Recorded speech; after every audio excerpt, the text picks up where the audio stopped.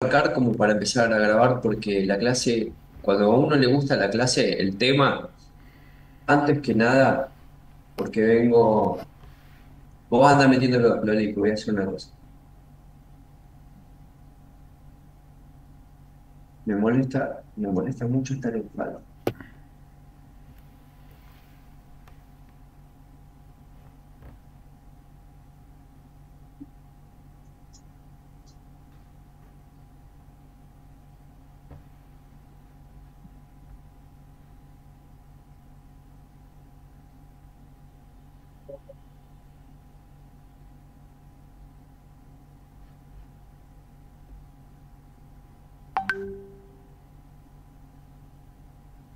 No, permiso, Merio. Lola, acá, no sé lo que es, parezco Lola Flexible.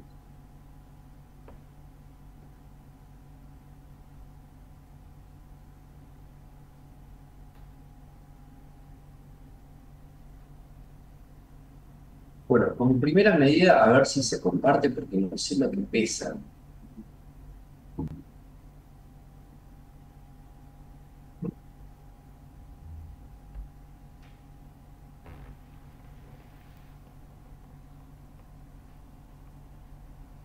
Si me va a dejar. Sí, sí, me va a dejar.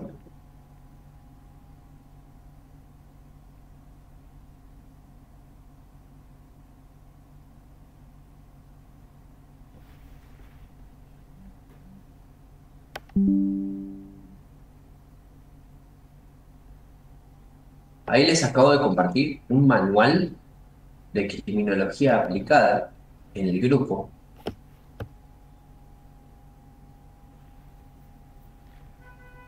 Y además, para que tengan un orden relativamente cronológico de lo que va a ser este segundo cuatrimestre de criminología. ¿Se escucha bien? Matías, amo ese fondo. Pásamelo, por favor.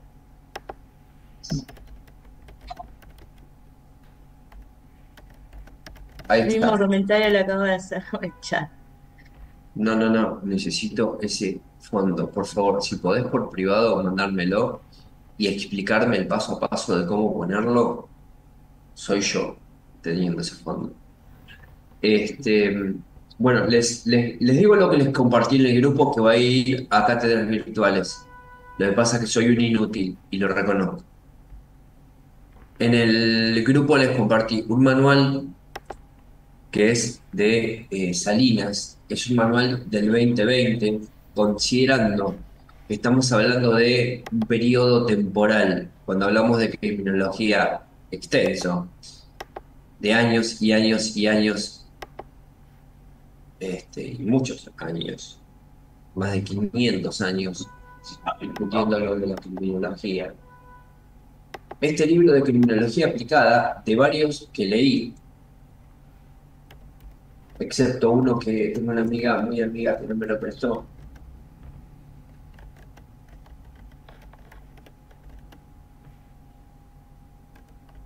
Yo te lo quise prestar, vos estabas complicado.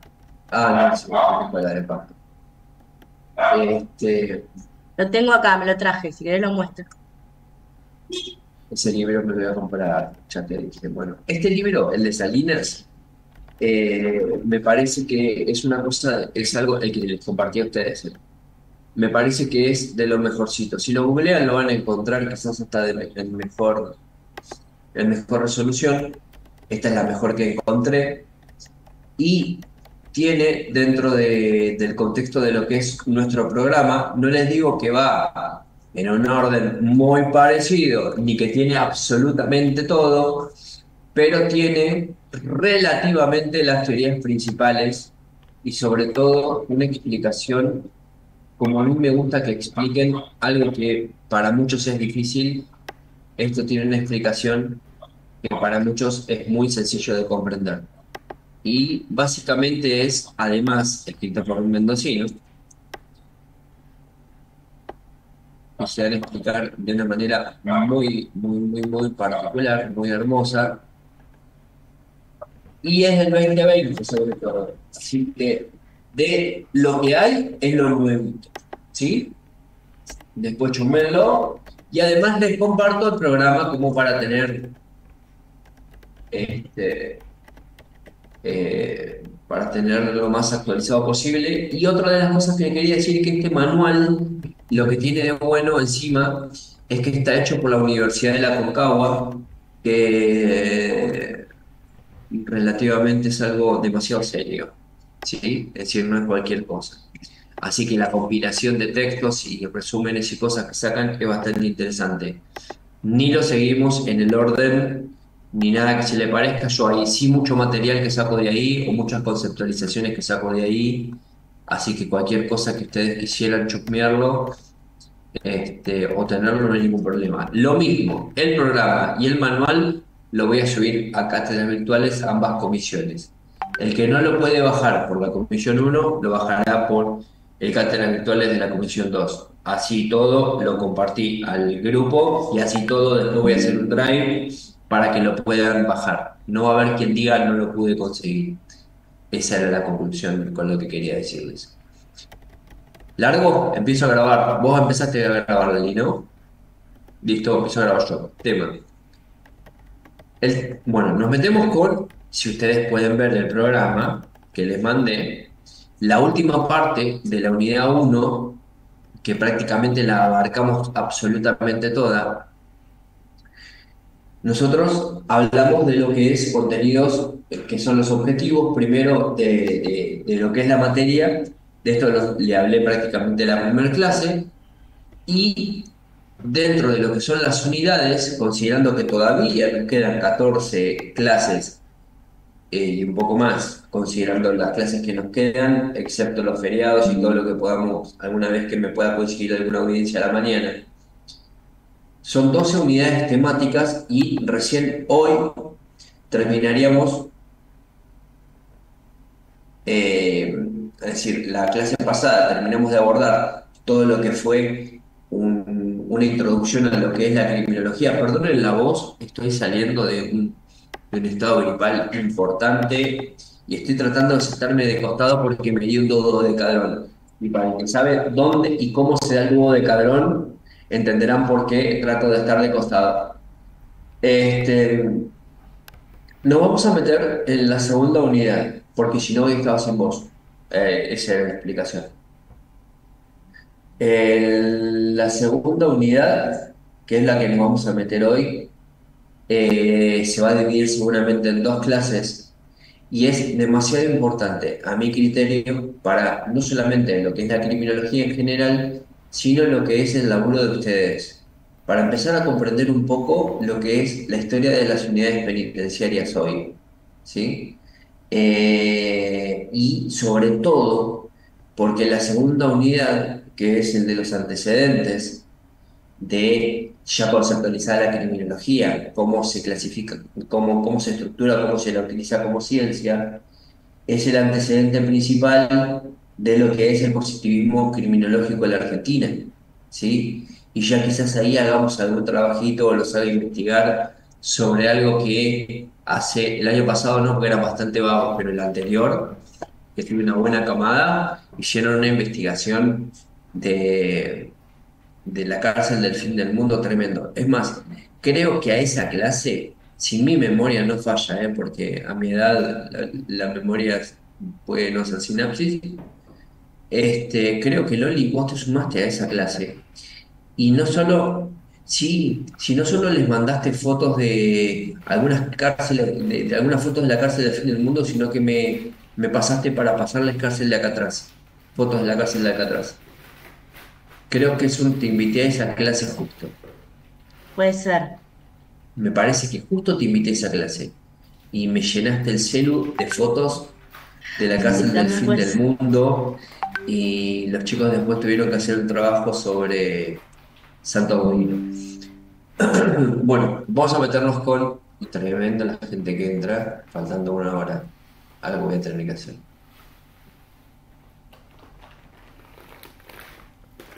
Es muy hortiva, ¿no? 8:30, clavarles que no pueda ingresar nadie. Es muy de... Es muy de gorra. Encima, el otro día estuve con todo. No sé si vieron las fotos. No me deben seguir en redes. Pero Sabrina dice que sí. El otro día estuve con. De arriba para abajo, ¿no? Desde Xavier para abajo estuve con toda esa gente. Bueno, por el tema de las tutorías con los chicos, con los muchachos. Y vieron mi comisión, TIF, TFI. Tengo un grupito hermoso. Ya terminamos, ¿eh? Ya ellos se reciben en noviembre.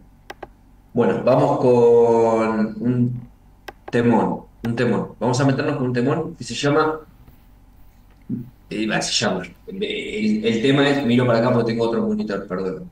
Es la unidad 2 antecedentes, becaría, el iluminismo, vamos a ver a Bentham, vamos a ver a Howard. ¿Se acuerdan cuando yo les dije que había un chiflado que anduvo por Europa visitando cárceles y eso? Bueno, lo vamos a ver seguramente en la clase que viene, que tiene que ver con Bentham, Howard, cómo veían este, qué eran las penitenciarías de aquella época de Inglaterra y cómo empieza a transcurrir por las cosas que van viendo este proceso de humanismo en el derecho penal y en las penas, que les puedo asegurar que es un boomerang total, que nada que ver lo que sucede después, luego en la práctica, y cómo ingresa después el positivismo criminológico en todo lo que es América Latina, por dónde ingresan y cómo en definitiva llega a nosotros, que nosotros somos como el rezago, ¿sí? Somos como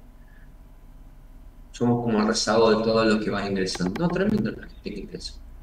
Voy a meter una traba -20. Este, ¿Listo? Arrancamos. Miren que hoy van a copiar de lo lindo, ¿eh? Le voy a sacar la chicharra esa, Loli, me parece. Lo que tiene de bueno es que te va avisando que quienes van ingresando, pero Yo los acepto, no te preocupes. no, vos mandalo. Total, le puse la chicharra porque me va avisando la gente. Después en el reporte me avisa la gente a qué hora se conectó y a qué hora se desconectó. Entonces, sirve bastante. Pero bueno, es aguantarse en el oído ese ruidito. Es como el símil es el de la marca ese que tenía en el diario cuando marcabas tarjeta. El clink clink es cuando entran y salen. Ahora marcamos con huella, pero hacemos Claro. más ruido. Claro, pero el Zoom lo que tiene es que te marca cuando ingresa, cuando prende la cámara, cuando está delante de la cámara, cuando no está delante de la cámara, por más que la cámara esté apagada, porque no reconoce un movimiento, y te marca cuando se va. Es un reporte muy buchón, tremendo. Me divierto bastante, porque después lo comparo con las grabaciones y me doy cuenta quién estaba y quién no estaba. Es Ah, más, rebuchón el Zoom. no, Susana, es tremendo, se recontrapuso la gorra. Mal, pero te dice quién se mueve, quién no se mueve, Ah, no, te voy a quién decir una cosa. estuvo. ¿Vieron el celular cuando les dice llevas una hora sin moverte, una cosa así, y vos por ahí estás haciendo cosas, vos decís, "Oh, si me moví un poco". Bueno, esto es muy parecido. Mira, Héctor Romero lo ve ahí como preocupado, no, Héctor, estás bien, quédate aquí. Bueno, larguemos porque este es un temón. Es un temazo que me gusta y mucho. Yo arranco, vos andas metiendo a la gente de Lolita, digo, que ahora viene la Liga de las 10. El tema es así.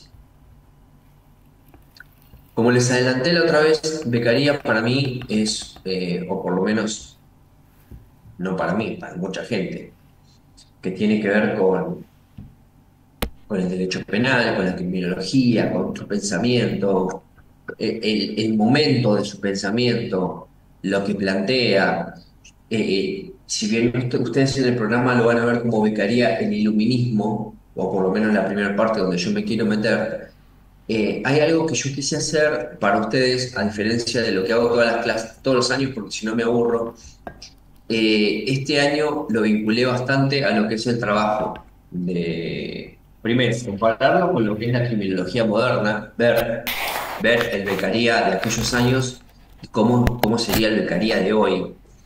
Y sobre todas las cuestiones, que es lo más importante, ver de qué manera becaría hoy, pasaría una semanita en una unidad penitenciaria, a ver si se la banca, diciendo lo que dice, padeciendo lo que se padece. Pero bueno, vamos a ver qué sale. Arranco, ¿eh? Cualquier duda, lo digo siempre, queda grabado. Nadie tiene el micrófono bloqueado, todos tienen el micrófono abierto. No me pregunte por chat, pregúntenme en vivo y en directo, así queda grabado, por favor. ¿Sí? El chat solamente utilícenlo para poner su nombre y su apellido. Y dentro de lo posible, los que tengan camarita y puedan, conéctenla. Como les digo, el algoritmo de Facebook hace maravillas.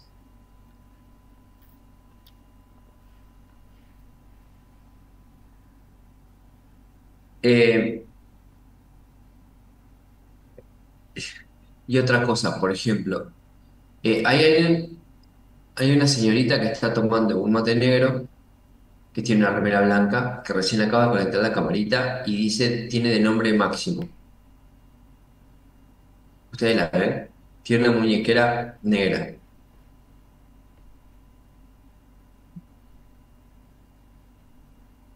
¿La ven? Compañera de muñequera negra y remera blanca, si a vos te Janina. hablan. Brenda Villaverde.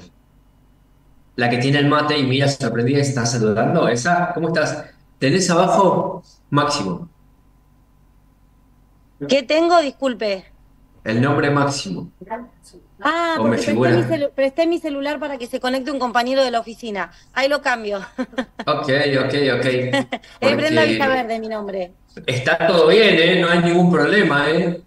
No No, no. significa nada raro, ¿eh? Todo puede suceder, Después, pero digo, después sigue perspectiva de género, por eso.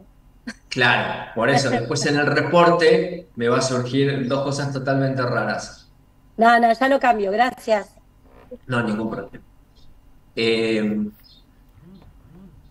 Bueno, arrancamos. Entonces te decía, para mí el tema de becaría es algo muy importante porque es pasar de pisar sobre algo endeble a algo bastante firme para empezar a comprender lo que es la criminología moderna, ¿sí? ¿Por qué hoy estamos parados donde estamos pensando en lo que es la criminología y cómo esto puede ayudar en el trabajo, cómo esto puede ayudar en el día a día del trabajo en la institución penitenciaria? Algo de esto el otro día en la inauguración y en la firma del estatuto del Centro Universitario de la Unidad 8 lo decía Xavier, el director del servicio penitenciario. Me parece que es muy importante comprender, por lo menos, si no entenderlo, por lo menos ser conscientes y comprender que becaría formó parte en su momento de lo que era una transición en la forma de pensar. Es decir, la transición en la forma de pensar tiene que ver con un proceso intelectual. Y este proceso intelectual se denominó iluminismo. ¿Sí? Muchas veces no confundan el iluminismo con los Illuminati. El iluminismo, como movimiento intelectual,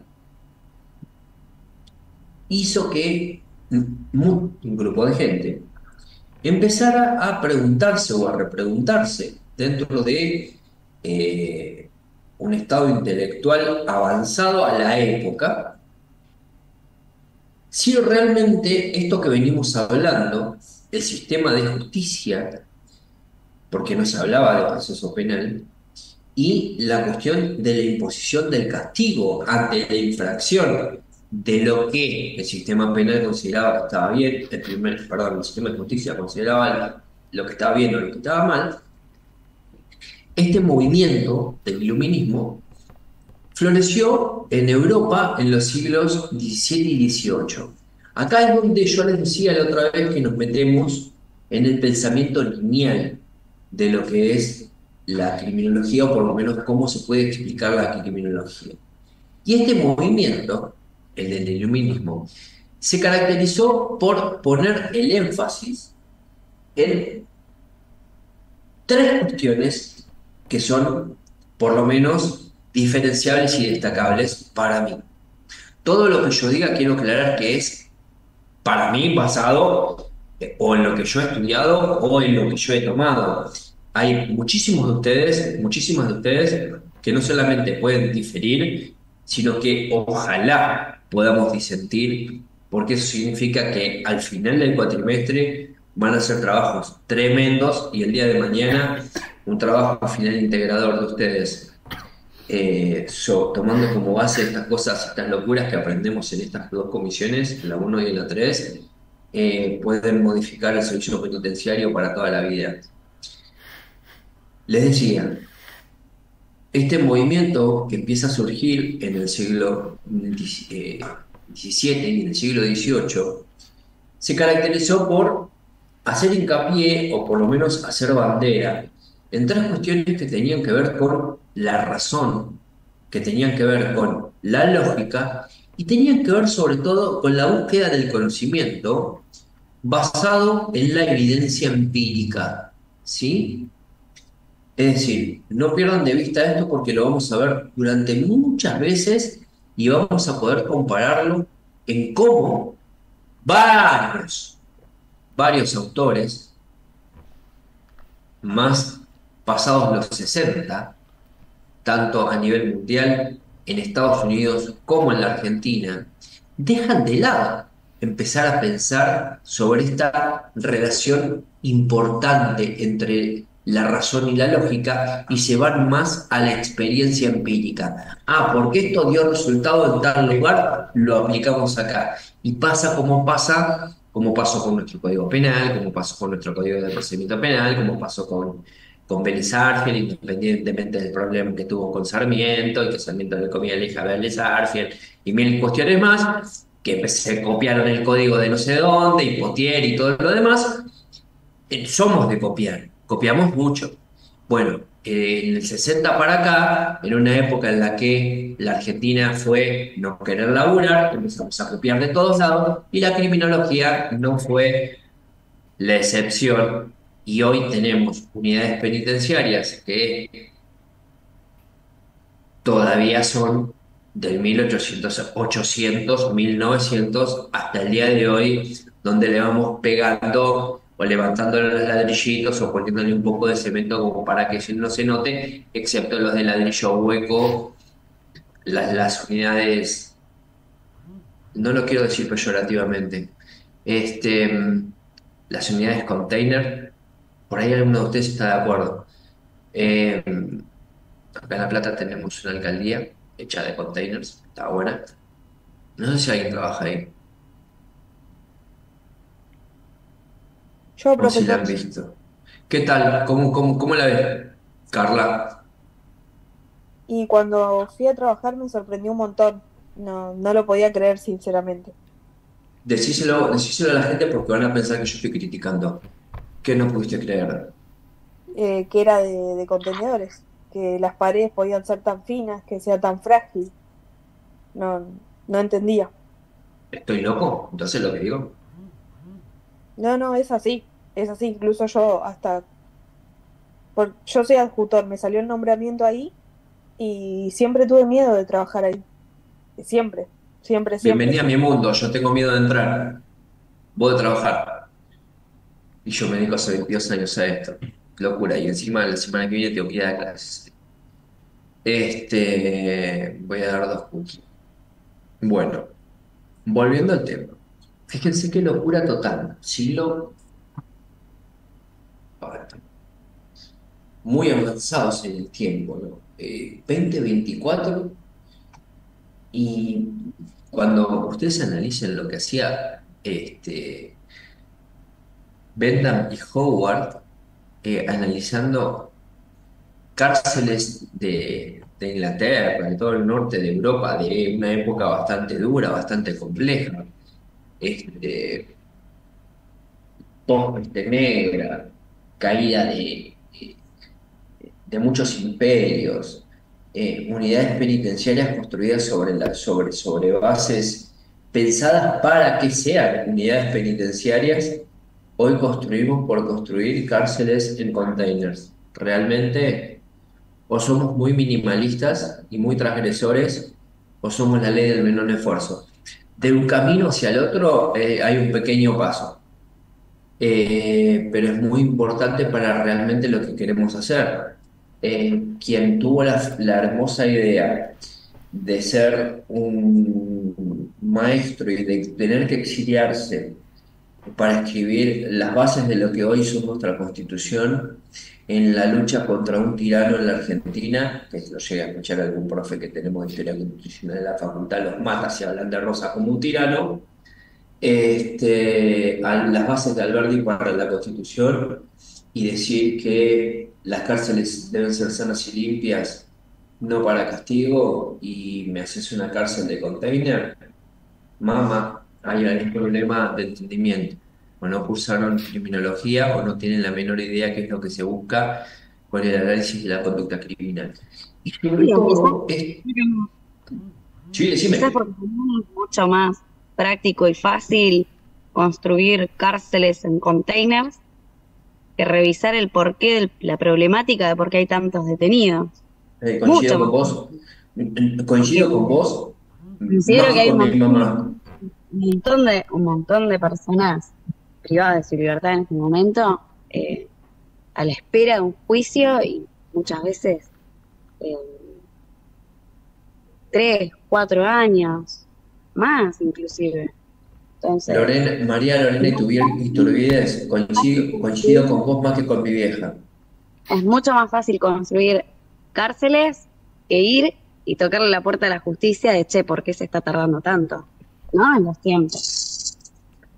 En eso, que en todo lo que acabas de decir, tiraste 5 posibles frases para un trabajo final integrador. Escuchá después esta clase o anotá todo lo que dijiste porque tiraste 5 frases para posibles trabajos finales integrador. Tremendo. Y hacer una investigación sobre esa cuestión. Hay un avance de... No voy a hacer catarsis, ya está, ya me lo re. Listo. Pero hay un avance que va de la mano. Cuanto más cárceles hay, más alto índice de delincuencia hay. Y no analizamos las causas. Bueno, arranco.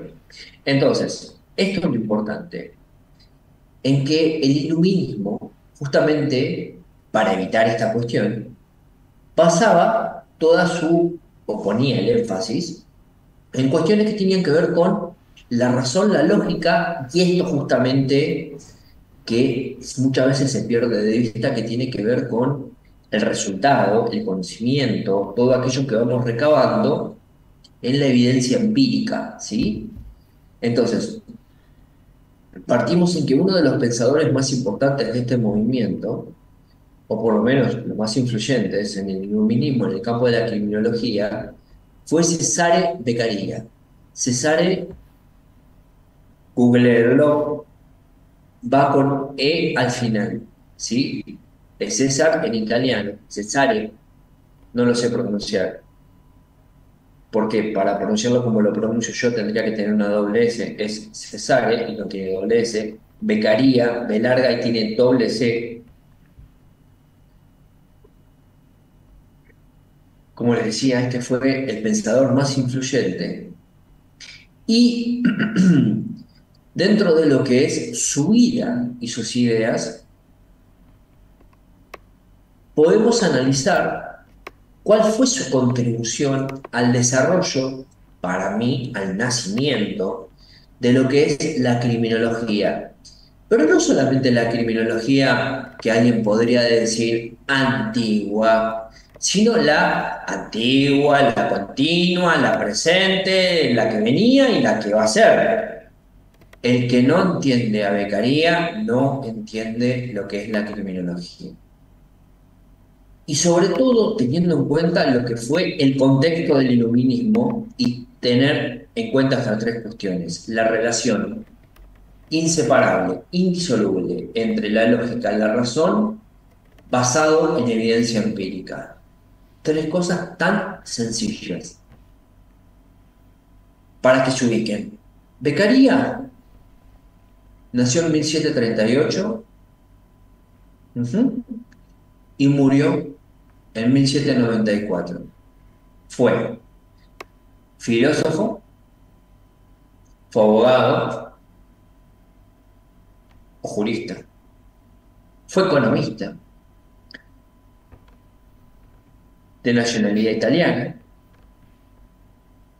y su obra más destacada, de la cantidad de obras que escribió, es de los delitos y de las penas, de 1764. Yo estudié Derecho, no tengo nada de números, no sé los números, que alguien saque la cuenta. Si escribió de los delitos y de las penas en 1764 y nació en 1738 y murió en 1794, ¿a qué edad lo escribió? Hay premio, tic-tac, tic-tac. Los 26. Bueno, 26 años. ¿a qué edad? 26. 26. Tremendo. Imagínense qué estaban haciendo ustedes a los 26 años. Yo, seguramente todavía escabiado, saliendo de alguna festichola. No, ya daba clases, pero imagínense a los 26 años haciendo esto, que quedó para la posteridad, para la humanidad y sobre todo sobre lo que se sigue elaborando. ¿Sí? Esto se sigue enseñando en las mejores universidades del mundo. Ni les digo en la de Salamanca, que es una de las más viejas, donde se hace un posgrado de análisis de la vida y de los postulados de Beccaria, que nosotros, dentro de lo posible, entre esta clase y la que viene, vamos a analizar un poquitito para que se lleven lo mejor de lo mejor. Y cuando hagan el tour nuevo, que los invito a hacer, del Museo del Servicio Penitenciario, como si yo trabajara en el servicio penitenciario, ¿no? Que nada que ver. Van a comprender un montón de cosas que están pegadas ahí a la exposición. Esta cuestión de César de Beccaria es muy importante para ustedes, porque el tipo, pobre, Beccaria, estudió en la Universidad de Pavía, con B larga, y se convirtió de la noche a la mañana en un ferviente defensor de los principios iluministas, ¿sí? De los principios iluministas basados en la práctica del derecho penal en Europa, que exponencialmente se extendió. Cuando digo exponencialmente, es exponencialmente. Sus ideas se regaron como se regó el uso de la imprenta por primera vez en la historia de la humanidad. Las ideas de Beccaria fueron tan profundas, en contra de lo que era la monarquía y en contra de lo que eran las teorías absolutistas de su época, que por una necesidad de protesta y de modificar el statu quo, sus historias, además de las recorridas de Bentham y de Howard y de todos estos personajes a través de la Europa de esa época, hizo que las ideas de Beccaria se regalan demasiado rápido, demasiado rápido para bien, ¿sí? Y las principales ideas que nosotros podríamos sacar de Beccaria, porque tampoco pretendo que hagan un máster de Beccaria, las principales ideas de Beccaria tienen que ver por ideas, básicamente, más que postulados, ¿sí? Síganme con esto. Beccaria no planteaba conceptos. Lo que Beccaria planteaban eran ideas. Acuérdense de algo que parece peyorativo, que es unir la lógica de la razón sobre la evidencia empírica. Entonces, lo que Beccaria planteaba eran estructuras de pensamiento, más que definiciones conceptuales sobre temas. Entonces, si lo que planteaban eran estructuras de pensamiento, lo que planteaban eran ideas que uno las podía tomar y las podía volcar a tratar de modificarlas, ampliarlas, achicarlas, ponerlas en práctica de acuerdo al pensamiento que cada uno asumiera. Entonces, esas ideas fundamentales, como principales ideas de Beccaria, se alineaban con las ideas iluministas del movimiento del que él formaba parte. La primera idea fundamental, que en algún momento lo dije, y después lo vamos a volver ahí a ver porque hay algunos que la toman como postura central de sus trabajos, una de las ideas centrales del iluminismo que plantea Beccaria es el utilitarismo. Esto anótenlo porque es importantísimo. Son 4 las ideas que voy a hablar principales de Beccaria. Vamos por la primera. La primera es el utilitarismo. Beccaria lo que planteaba, o por lo menos lo que argumentaba, era que el castigo debía ser calculado de una manera que produzca el mayor bien para la sociedad en su conjunto. El castigo tenía que producir el mayor bien posible o el mayor bien general para la sociedad en su conjunto. Esto se conoce como el principio del utilitarismo en la tecnología, donde lo que buscaba era minimizar el sufrimiento innecesario. ¿Para qué? Para maximizar la utilidad pública. ¿De qué valía castigar por demás a una persona si en definitiva esto no servía para nada en la sociedad? Si yo lo que buscaba era infringir miedo y le cortaba la cabeza a un chango en medio de la plaza, pero el delito no bajaba, claramente había un exceso de castigo, no era de utilidad para la seguridad pública, para bajar el delito, cortarle la cabeza a un chango en la plaza. ¿Me explico? Desde ese punto de vista del uso de la teoría. Entonces, minimizar el sufrimiento innecesario para maximizar la utilidad pública. La segunda idea principal de Beccaria era la proporcionalidad. Los invito, y sobre todo Lola va a poder dar fe de lo que voy a decir, no hay resolución de juez de garantías, en La Plata por lo menos, ni hay resolución de tribunal criminal o correccional, ni siquiera del Tribunal de Casación, que no utilice la palabra proporcionalidad para entender la imposición de una pena, o para fundar la imposición de una pena, o lo peor de todo, que es lo que sufren ustedes, para entender cuándo la duración o la durabilidad de una prisión preventiva es justificada. La proporcionalidad en relación al tiempo que una persona lleva en detención con la pena probable en expectativa, la palabra proporcionalidad hoy, 2024, se sigue utilizando como fundamento para otorgar o negar prisiones preventivas, para oponerse o no oponerse a considerar que es un plazo razonable de un tiempo de prisión preventiva siendo un proceso penal. Locura total, y esta frase, o por lo menos esta conceptualización, o por lo menos esta discusión, la planteó Beccaria por allá por mediados del siglo XVIII, del 1750. Bueno, 1762 cuando hizo el libro, que él no venía hablando antes, ahí se publica. La proporcionalidad de Beccaria era que, o por lo menos planteaba, que las penas tenían que ser proporcionales con la gravedad del delito. No tiene nada que ver esto con el código de Hammurabi ni el ojo por ojo, No era proporcional, me lastimaste un ojo, te saco un ojo. Me afanaste, te corto la mano. ¿Sí?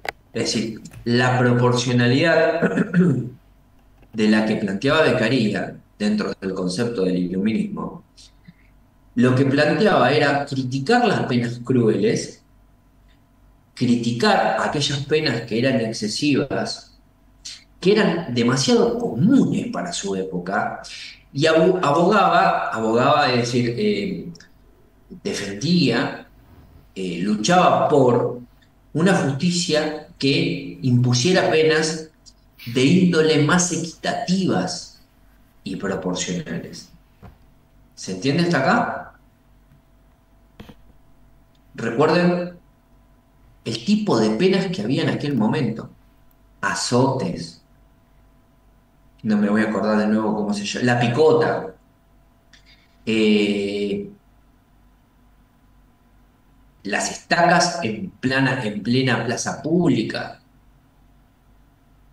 Infinidad de castigos. Si alguien googlea y tiene la posibilidad de buscar en algún momento un libro que seguramente tiene Lola, y nunca me lo prestó tampoco, el Maleum Maleficarum, ¿no lo tenés? Ah, tremendo, comprátelo, buscalo, googlealo, pedilo en Mercado Libre que llega a Pinamar. El Maleum Maleficarum de la Casa de Brujas, ahí tienen la Santa Inquisición, esto te lo explico en Loli. La Santa Inquisición, el Maleum Maleficarum, hace un raconto de cuáles son las mejores penas para sacarle una confesión, entre comillas, a una bruja, una mujer que hacía brujerías. Tremendo, ¿eh? Pero es tremendo. Te dice qué tan fuerte tenía que ajustar determinado artefacto para sacarle determinada confesión. No, no, no. Un despropósito. Y ese libro, mucho tiempo lo ¿Está puedo. online? No. ¿Cómo? ¿Está online? No. ¿Para buscarlo? Eh, Puse pausa. No puedo decir que te lo voy a copiar por cuestiones de copyright, pero te lo voy a pasar en un ratito. Dale, pásale. Y se las paso a los demás también, ya que está. Bueno, esta cuestión, que es bastante compleja, la de la proporcionalidad, ténganla muy en cuenta porque les va a tocar analizar, como miembros del servicio penitenciario, en alguna oportunidad, no entender o cómo tratar dentro de lo tratamental cuando les toque asumir alguna posición bastante importante y que puedan trabajar con gente para poder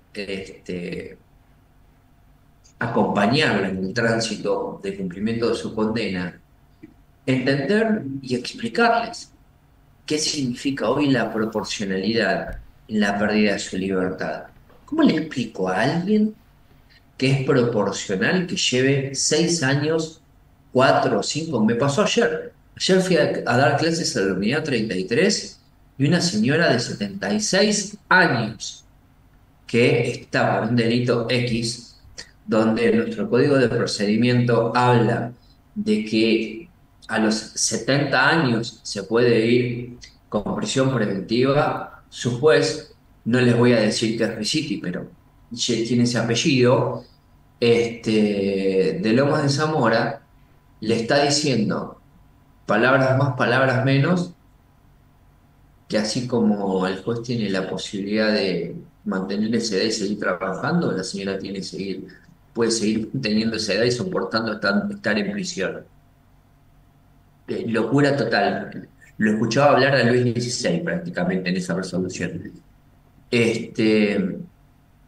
Entonces, el concepto de proporcionalidad de allá, en 1750-60, hoy, aplicarlo hoy en día, tiene mucha connotación en el sistema tratamental que nosotros queremos por lo menos llevar a cabo para poder mejorar o por lo menos poder transformar la subjetividad de una persona en contexto de encierro, a los fines de que, cuando salga no venga nunca más, de que cuando salga no reincida, de que cuando salga tenga las herramientas posibles para no reincidir. Entonces, vamos a la tercera idea que esto nos lleva claramente a la tercera idea transgresora de Beccaria en esa época, donde todo era castigo, donde no había proporcionalidad, donde se hacía lo que el rey quería que se hiciera, que es la prevención general y la prevención especial. Para aquellos que les gusta el derecho penal y en algún momento habrán leído o estudiado, teníamos, lamentablemente con Lola, un amigo juez que lamentablemente la vida se lo llevó demasiado rápido y escribía muy bien, muy bien, muy bien, y tuvo tanta valentía que fue juez muy poquito tiempo de un tribunal criminal porque se asqueó del tribunal, del sistema de justicia, y tuvo la valentía de abandonar y poner una biblioteca en Citibel. Lamentablemente falleció no hace mucho y había tomado la decisión de volver y escribía muy, muy bonito. Este juez, que en homenaje a él lo voy a plantear, lo voy a decir, Germán Alegre, eh, hablaba de resolver, tenía un sistema de resolución de casos sobre temas actuales, sobre temas penales, pero sobre todo había un pensamiento que tenía que era, a mí me había llamado mucho la atención, de hecho me marcó muchísimo en mi profesión, hablar de lo que era la prevención general y especial del sistema penal y de la pena en particular. Y es algo que siempre trato de enseñar o trato de, por lo menos, pretender que se comprenda que esta idea que él explicaba de 1 millón de veces mejor que de la locura que les voy a decir ahora, la prevención general y especial que Beccaria planteaba en aquel momento, que yo aprendí de Germán, sostenía Beccaria que el castigo tenía un propósito que era doble, un propósito dual, el castigo. El castigo tenía un propósito dual. El principio, o el principal, ¿cuál era? La prevención general, disuadir a otros de cometer delitos. Y la segunda finalidad era la prevención especial, rehabilitar a la persona a la que estábamos castigando. Es decir, ¿qué decía Beccaria? Beccaria trataba de establecer hacia el futuro, para la posteridad, un sistema de justicia que se centrara en la prevención y en la reforma, en lugar de simplemente castigar. ¿Me explico? No el castigo por castigar, sino que el castigo tuviera una finalidad, además de la proporcionalidad y todo lo demás. ¿Y qué nace de acá? Todos los genios que trajeron el derecho penal en Argentina, que hicieron bandera hablando de el fin de la pena. El fin de la pena no es ni más ni menos, le estoy haciendo un homenaje a Beccaria, al sistema de la prevención general y especial, la dualidad del castigo, la prevención general y la prevención especial. Esto ténganlo en cuenta porque lo van a ver en muchos libros, o por lo menos lo vamos a ver mucho en muchos autores, traer de nuevo esta cuestión de la prevención general y especial. ¿Se entendió? Si no, lo vuelvo a repetir porque esto para mí es demasiado importante. Si alguien no lo entiende, lo vuelvo a explicar, no me molesta. Les juro. Si no, avanzo. Lolita, ¿se entendió? Para mí Bueno, sí. a nosotros que nos gusta, sí, ¿no? Pero vamos, fíjense cómo va en orden, ¿eh? Yo les dije que eran 4 ideas centrales de Beccaria. La primera, la progresividad. La primera es el utilitarismo. Utilitarismo. Correcto. La segunda es la proporcionalidad. Esta que estamos hablando, que es la prevención especial y la prevención general, o viceversa, la general primero y la especial después. Siempre suelo hacer un chiste que no lo voy a modificar, lo voy a hacer igual. Yo hago eso con mis hijos, tengo 2. Con una hago prevención general, me sirve que para el otro la prevención especial. La peor se la lleva al que le hago prevención especial, porque es un castigo directo. Y con eso el otro se porta bien. Básicamente, es lo que hacemos nuestros padres con nuestros hijos. No con un castigo severo, sino sacándole la Play o sacándole el iPhone. Hoy le saco el iPhone a uno y le digo, ¿por qué tal cosa? El otro sabe que, listo, hice prevención general. Becaría en mi casa es un constante aprender. Le saco el teléfono a uno, el otro se porta bien. Divino. Eso es prevención general y prevención especial. El último punto de becaría, fíjense en qué orden: utilitarismo, proporcionalidad y prevención, nos lleva creo yo, no creo a mí, no, estoy hablando como si estuviera aprendiendo a hablar inglés. Esto para mí lleva a algo importantísimo en lo que es el postulado de becaría para lo que vino en esta época, que trajo muchísimos, pero muchísimos problemas, al punto tal que hubo guerras, matanzas, modificaciones de códigos de procedimiento, invasiones, guerras entre naciones, casamientos arreglados para que no se modifiquen ciertas estructuras mundiales, y tiene que ver con algo tan sencillo y tan obvio que se caía de la mano de todo esto que estamos hablando, que es del concepto del debido proceso. Beccaria planteó, luego de hacer un estudio de todas estas cuestiones, del castigo, de la prevención, de la severidad, del utilitarismo, de que el castigo sea en beneficio de, no para, que lo lleva a pensar en que era necesario un proceso, un debido proceso, pero un proceso al fin, en que la importancia esté dada en que ese proceso impositivo, ese sistema de justicia, ese silogismo lógico de imposición de un castigo ante la infracción de una norma, es decir, fíjense que todavía no analiza la conducta. La imposición de un castigo por la infracción a una norma lleva en ese círculo a una acción, y esa acción era la que nunca se investigaba. Entonces, era necesario un proceso, un debido proceso, que le diera importancia que ante la igualdad de la ley, ¿sí?, a dos personas o a miles de personas, pero la igualdad de la ley como componente del debido proceso fuera esencial en un sistema de justicia. ¿Se entiende? ¿Sí? Para que los castigos y las penas no sean desiguales, para que no sea potestad de quien investiga en un sistema inquisidor decidir a quién le imponía qué pena y por qué. Establecía un sistema o un proceso judicial o un debido proceso justo basado en la igualdad de la ley, donde en definitiva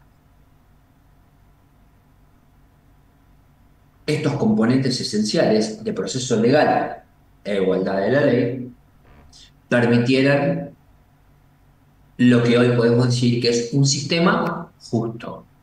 ¿Sí?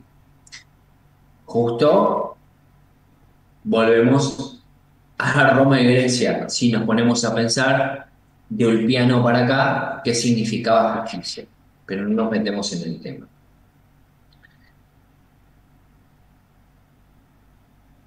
¿Cuál es el legado, si se quiere, de Beccaria hoy?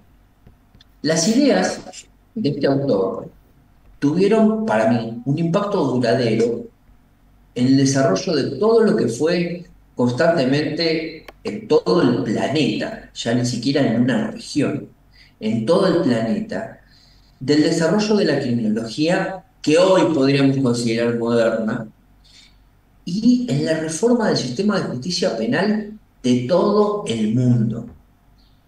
Los principios de Beccaria influyeron no solamente en la promulgación de leyes nuevas, como les decía recién, no solamente en luchas, guerras, insurrecciones, peleas, uniones entre clanes, entre países.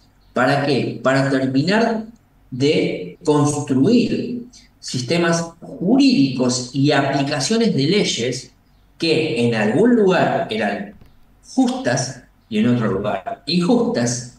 Uniendo todo, se aplicaba un único sistema jurídico donde automáticamente, por ósmosis, la justicia de esa ley, aunque sea injusta para otro, siempre hablo de lo mismo. Si es justo o muy justo matar a una vaca para comerla, porque tenemos hambre, y porque hay hambruna y porque hay chicos que se mueren de hambre. Y en la Argentina no es un delito, vayan a hacerlo a la India. Son dos culturas totalmente distintas, dos coyunturas totalmente distintas. No es de lo que estamos hablando, sino en definitiva lo que planteaba Beccaria era que estos principios que él planteaba tuviesen, de cierta manera, una influencia en empezar a pensar, repensar y construir leyes viejas, vetustas, basadas en procesos y pensadas o hechas en tiempos antiguos para poder adaptarlos al tiempo moderno en el momento en el que él estaba. Imagínense no pensar en el futuro lejano de un 2024 que aún podemos seguir aplicando esa teoría para reformular lo que es nuestro sistema de justicia. Porque lo que abogaba en aquel momento, lo que defendía en aquel momento, por lo que luchaba en aquel momento, hoy todavía seguimos luchando.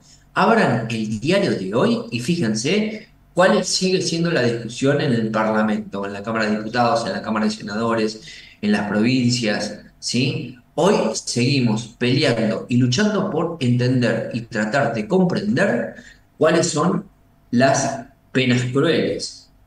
¿Qué penas pueden llevar a la tortura?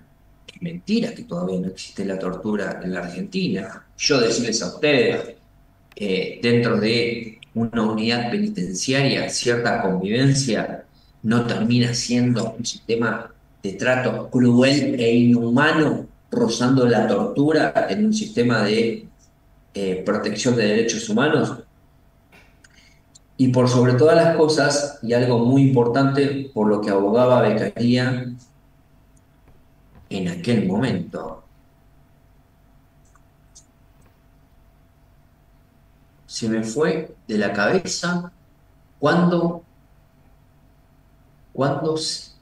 miren, si no fue en el 20 o en el 17 o en el 15 en la Argentina, en 1900, estoy hablando. Ya Beccaria en el 1750, 1760 hablaba de la abolición de la pena de muerte. Y hay estados hoy en Estados Unidos que todavía siguen manteniendo la pena de muerte, y en la Argentina existió la pena de muerte. Hasta entrado el positivismo o por lo menos principios del siglo XX en la Argentina, todavía hablábamos de la pena de muerte. Y este tipo ya 300 años antes hablaba de que la pena de muerte no servía para nada. Obviamente con un montón de justificaciones más. Si tienen la posibilidad de leer de los delitos y de la pena, leanlo. Les vuelvo a repetir, no se van a arrepentir. Las ideas de Beccaria no solamente tuvieron la posibilidad de verse reflejados, imaginen la época, 1750, 1760, 1762, de los delitos y de las penas, a los 15 años, 1789. ¿Qué pasa en el mundo en el 1789? Francia, La Revolución Francesa. Generación de derechos. La Revolución Exacto. Francesa. Sí, señores. Y todo eso Fíjense, cuando yo les hablo de que hubo luchas, hubo insurrecciones, hubo despelote mundial, permítanme la palabra, perdón, hubo un gran despiole. Mariana, te quedó activo el micrófono. Hubo un gran despiole. Este, ahí está. Fíjense que llegó a la toma de la Bastilla, llegó a la ruptura de la corona. La cabeza de María Antonieta todavía sigue rodando, no como la del Chaco con la que fueron al fulbito en Sierra Chica, sino la de María Antonieta en 1789, lo que provocó esto, además, que el movimiento de 1789 se extendiera y cruzara todo un océano para colarse incluso en la conformación de un Estado norteamericano. Y las ideas de Beccaria ya merecen un análisis mucho más profundo que no viene al caso, pero las ideas de Beccaria están en el entrelineado de la Declaración Universal de los Derechos del Hombre, en la Declaración de la Independencia de Estados Unidos y aún en la conformación de los estados de Estados Unidos, en la Confederación. Es más, las ideas de Beccaria estaban en la guerra civil de Estados Unidos, que llevó obviamente después a su independencia de la corona británica. Este tipo realmente fue muy importante. Fíjense hasta dónde estamos llegando a analizar la influencia de Beccaria en el mundo. Fue un destacado exponente de lo que se considera un movimiento universalmente movilizador, cambiante, que produjo grandes eclosiones de ideas y el nacimiento de muchos seguidores que fueron reformando y reformulando cada uno de estos postulados como parte de este gran movimiento intelectual que fue el iluminismo y que aplicó la razón y la utilidad a la criminología. No es que la criminología nos daba razón y utilidad para poder entender cuándo una pena era cruel. No, al revés.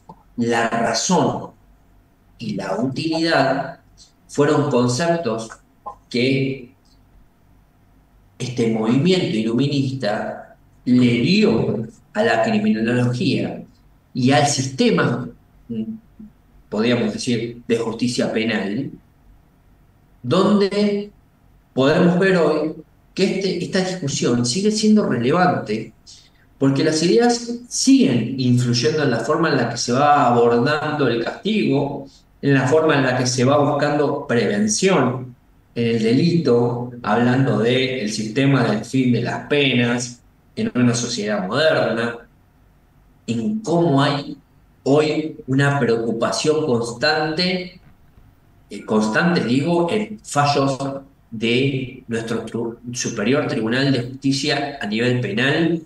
Me estoy refiriendo al Tribunal de Casación Penal. Ayer, en los fallos que se dicten hoy, en los desde ayer, que podemos estar de acuerdo o no de acuerdo, tenemos las herramientas como para no estar de acuerdo. No es la palabra santa, ni siquiera la del último tribunal con competencia penal. Hoy nuestro sistema judicial está tan basado en la justicia y en la proporcionalidad y en el utilitarismo y en esto que estamos hablando del debido proceso y la defensa del juicio, que me permite que esa decisión no sea la última, que yo la pueda seguir discutiendo hasta que no tenga más manera de seguir discutiendo porque se me agote la vía recursiva. ¿Sí? Esas ideas vienen desde esa época. El iluminismo también, para muchos, quizás creo que en el libro de Salinas también se habla, además del iluminismo de la Ilustración, pero para el caso es exactamente lo mismo. Entiéndanlo como un movimiento intelectual desarrollado en Europa, ¿sí? Y el enfoque principal sí tiene que ver con cuestiones filosóficas, políticas y sociales. También fueron proclamas políticas y utilizados de forma política como hoy pueden ser utilizadas ciertos reclamos legales, ciertos reclamos reales, pueden ser utilizados para otro tipo de fundamento, más político que filosófico, ¿sí? Pero, en definitiva, por más que hayan sido cuestiones filosóficas, políticas y sociales, la idea principal del iluminismo, de la ilustración, al tener un impacto tan negativo, perdón, tan positivo en la criminología, lo negativo estaba en no entender que ha tenido o que tuvo, tiene y tendrá una influencia de forma tal en la que va a permitir de acá en adelante, si nosotros planteamos que este es el punto cero, que no lo es, de entender la criminología hacia adelante, vamos a ver cómo se empezó a comprender, ¿sí? Y cómo se empezó a abordar los problemas relacionados con el crimen y la justicia. Acuérdense lo que empezamos a aprender en la primera clase. Cuando hablamos de crimen, hablamos de conducta criminal. Entonces, a partir de este instante, es el punto en el cual se pone énfasis en empezar a analizar la conducta. ¿Por qué? Y de ahí la criminología, el estudio del crimen. ¿Por qué había determinadas conductas que cometían determinados delitos? Para eso necesitamos todo un sistema acorde para poder analizarlo, no castigar por castigar. La pena en sí no sirve para nada. ¿Sí? ¿Se entiende? ¿Hasta acá? ¿Sigo? Vamos, Sí, sigo. profe. Vamos. Vamos rápido con esta parte que es interesantísima. El iluminismo. El iluminismo como movimiento, se los hago rapidito para después enganchar con Beccaria de nuevo. Pero para que se entienda bien lo que es el iluminismo. Movimiento intelectual. Gente que pensaba de la misma manera. Es decir, yo no quiero compararlo con un ideario político, pero el iluminismo como movimiento intelectual, como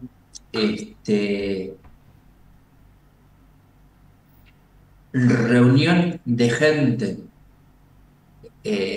capaz, pensante, que tenía proyectos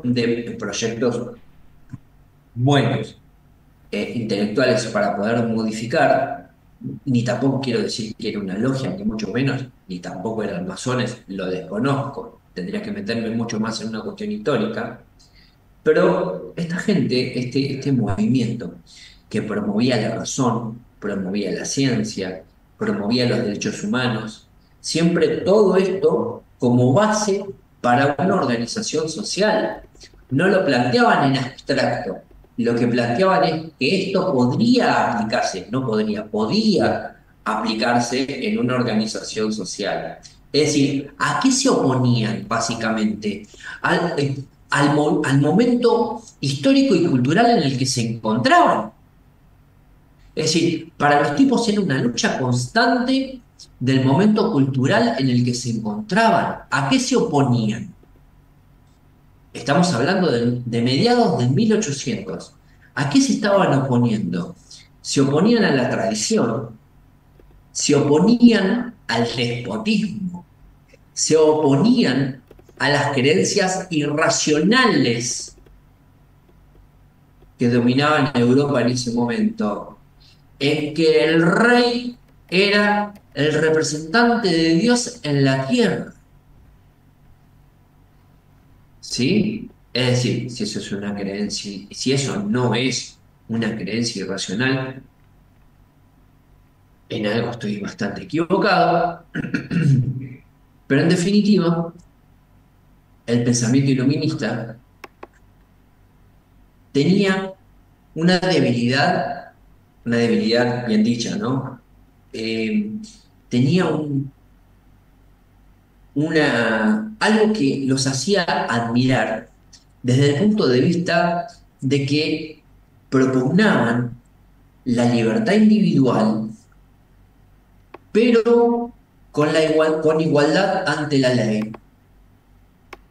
Y sobre todo, pensando en la utilidad pública y en la protección de los derechos humanos. Fíjense esto, cómo se une. Primero que nada, la libertad individual. Los invito a analizar cómo está descrito el artículo 144 del Código de Procedimiento Penal. Si no es la frase de Beccaria, pega en el palo.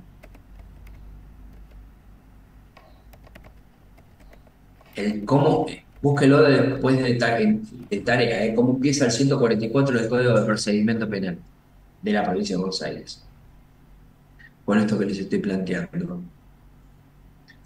El pensamiento iluminista tenía en cuenta la libertad individual, la igualdad ante la ley, pero por sobre todas las cuestiones, la protección de los derechos humanos. Este clima, esto de empezar a oponerse al momento sociocultural en el que se encontraba,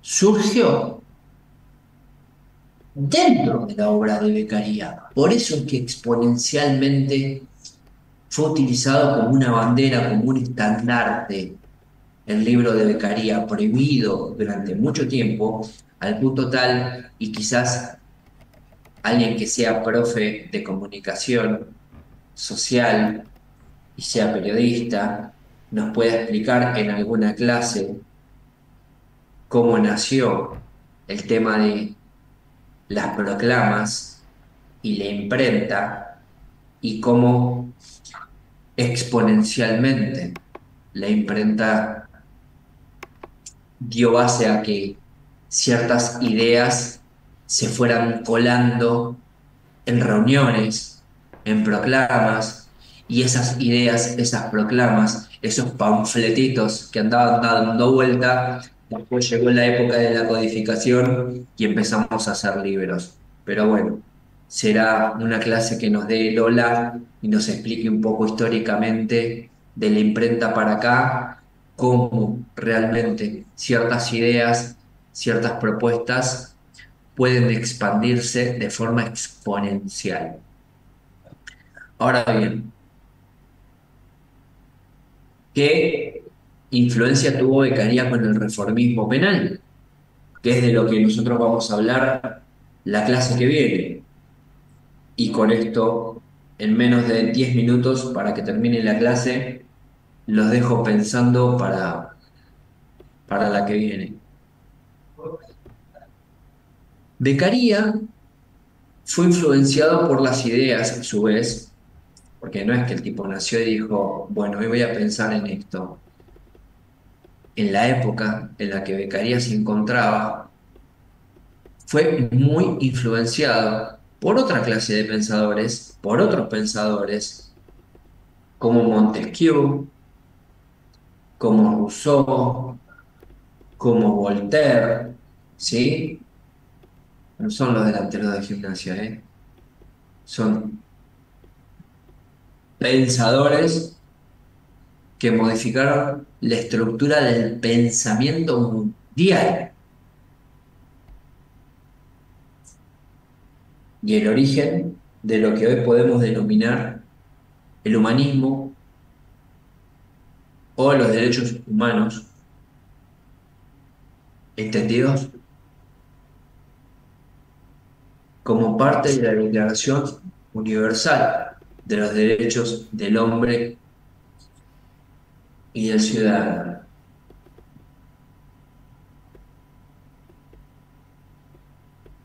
¿Me siguen hasta acá? Si yo digo, vamos a hacer una regla de 3 simple. Si yo digo que Beccaria fue influenciado para hablar del humanismo por las ideas de los pensadores de esa época, de Montesquieu, de Rousseau, de Voltaire. ¿De qué estamos hablando? De humanización, ¿no? ¿De qué estamos hablando? De un lado, desde la óptica de Beccaria, desde de la humanización del sistema penal. Y esto claramente es de lo que trata la obra de los delitos y de las penas en el 64, donde se rehúsa el uso indiscriminado de la pena de muerte. Ahí no habla de que hay que abolir la pena de muerte. Habla del rechazo del uso indiscriminado de la pena de muerte, de las torturas, de prácticas que eran muy comunes en ese momento, es decir, trata de regularlas. Beccaria creía en un sistema punitivo. Fíjense qué locura lo que les voy a decir, anótenlo textual. Creía en un sistema punitivo racional.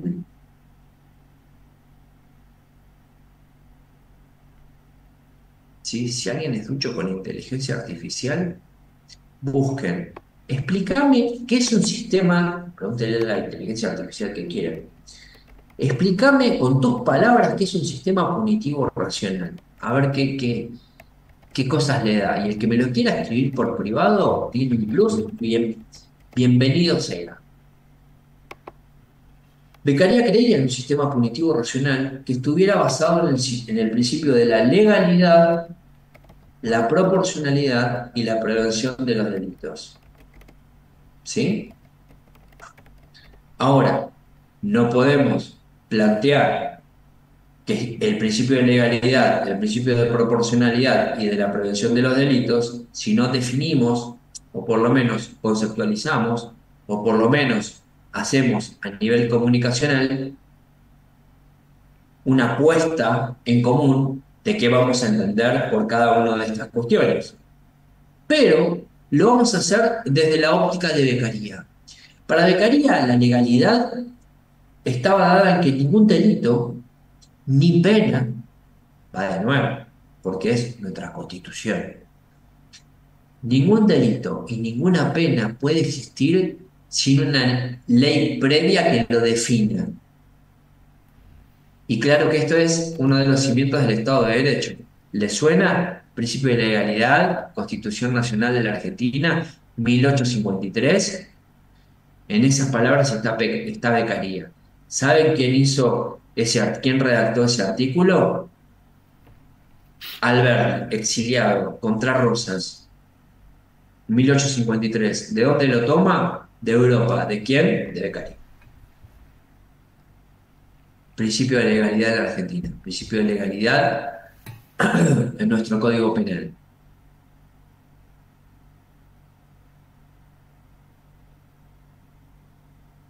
¿Sigo? Si alguien quiere preguntar, pregunte. Proporcionalidad de la pena. La gravedad del castigo tiene que corresponderse con el daño causado por el castigo. Ni más ni menos. ¿A qué nos lleva esto?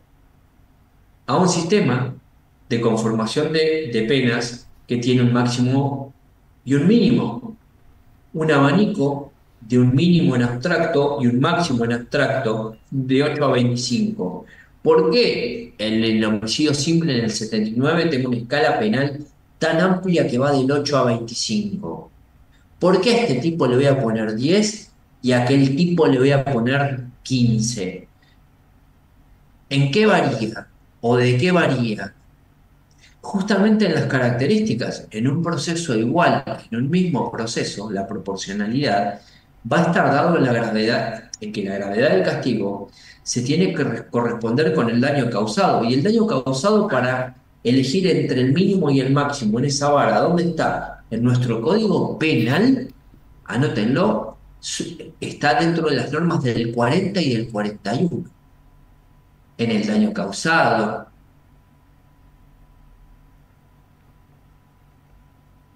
en los estados de necesidades, en varias cuestiones que los jueces analizan dentro del marco de las agravantes y las atenuantes para considerar que la vara va más cerca del mínimo o va más cerca del máximo. Esto también viene de esa época. Y cuando hablamos, y por último, y me despido, cuando hablamos de la función disuasoria, esperen que me salga, disuasoria, ahí está, y preventiva,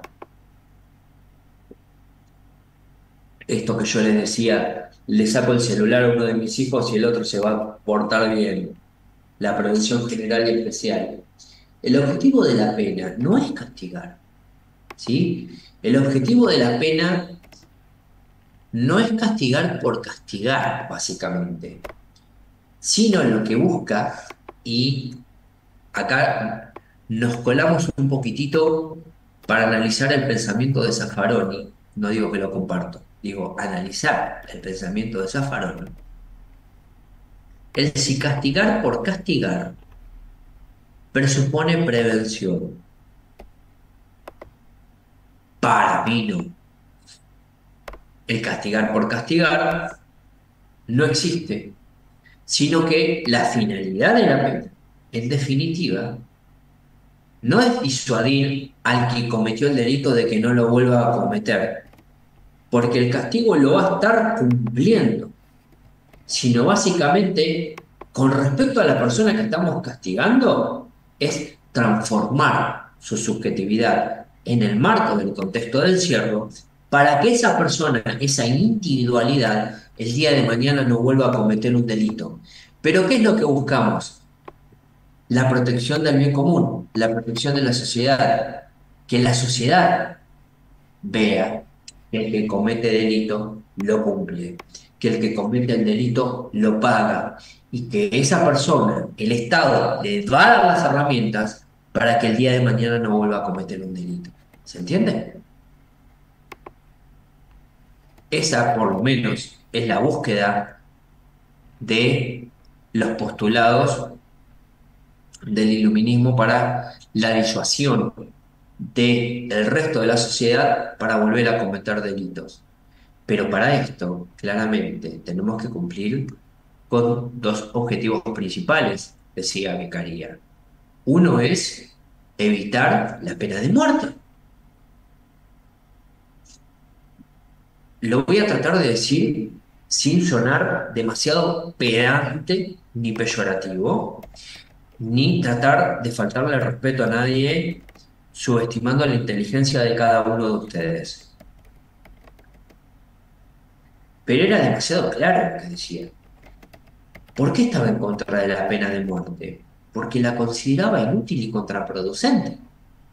Es decir, matar a alguien, independientemente de que no iba a disuadir, podía asustar, pero no solamente que no iba a disuadir, no transformaba al transgresor. ¿Se entiende? No les estoy faltando el respeto a su inteligencia, ¿eh? Matar al transgresor no lo transformaba. Sí lo transformaba. Lo transformaba en materia. En el ciclo de la vida, diría Mufasa.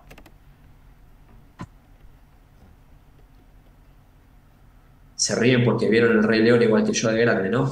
El ciclo de la vida. Es decir, matamos al delincuente y se va a la tierra, se va al pastito, lo come la vaquita, nos comemos la vaquita y círculo de la vida, una matata. Pero la muerte a la persona no la transforma, más que en materia. Entonces, la pena de muerte, como castigo, no es disuasivo. Nadie deja de cometer el delito porque haya una pena de muerte. Al contrario, estadísticamente, la pena de muerte presupone delitos cada vez más violentos. Entonces, y con esto termino, considerando, como consideraba el iluminismo y Beccaria en particular, que la pena de muerte era inútil y contraproducente, porque no era un sufrimiento que causaba la pena, ni disuadía al delincuente, ¿sí? Lo único que traía era certeza de que haber cometido tal delito presuponía que me iba a ver con mis familiares que estaban allá arriba, si es que creía en el más allá. Entonces, ¿qué planteaba Beccaria? Para que esto no pasara, para que realmente la pena tuviese, o el castigo, porque no se hablaba de pena, tuviera una función disuasoria y preventiva, el sistema de justicia, todo el sistema de justicia, debía tener celeridad y certeza. Es decir, el sistema penal para Beccaria, que fuera eficiente y eficaz, son dos palabras que siguen estando en nuestro código de procedimiento también. Un sistema penal que sea eficaz y eficiente, no, esto grábenselo, Dalma Yanina, y grábense este. El sistema penal actual, para que sea eficiente y eficaz, no necesita castigos severos. Si el sistema de imposición de penas es rápido, seguro y sobre la igualdad de la ley. Si nosotros vemos que un Comodoro Pi tarda en función de lo que tarda un sistema departamental en Lomas, un sistema departamental en San Martín, un sistema departamental en 3 de Febrero, en Morón, La Matanza, La Plata, Quilmes, y en Comodoro Pi seguimos de fiesta, es muy probable que la sociedad no entienda la pena como disuasiva ni justamente como postulados de mejorar un sistema jurídico o judicial sobre la base de estos postulados. Llegamos al final, me pasé 2 minutos, le pido mil disculpas. Los problemas técnicos del comienzo hicieron que me extendiera 2 minutos, 3 de lo que tenía pensado hablar.